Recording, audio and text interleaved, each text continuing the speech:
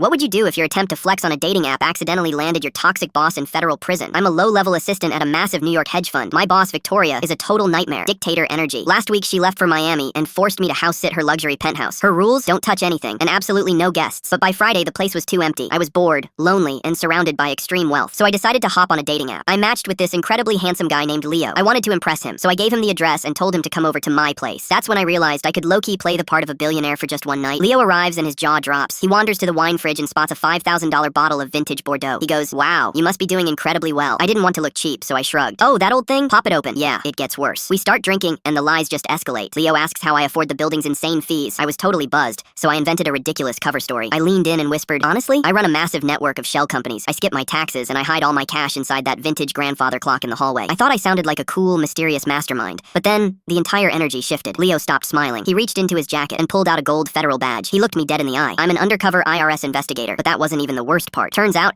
the feds had been tracking the actual owner of this penthouse for a year for tax evasion. They just needed to find the hidden assets. Leo thought I was the owner. He literally pulled out handcuffs. Total panic set in. I started sobbing, screaming that I'm just a broke assistant who lied to look rich on a date. He didn't believe me. He radioed his team, and agents swarmed the penthouse. They tore the place apart and ripped the grandfather clock from the wall. My fake cash wasn't there. But when the clock moved, a secret wall panel popped open. Inside was a hidden safe containing $3 million in illegal offshore bonds belonging to Victoria. Leo stared at the safe, then at me in shock. I wiped my tears and whispered, "See? Told you I was a great assistant."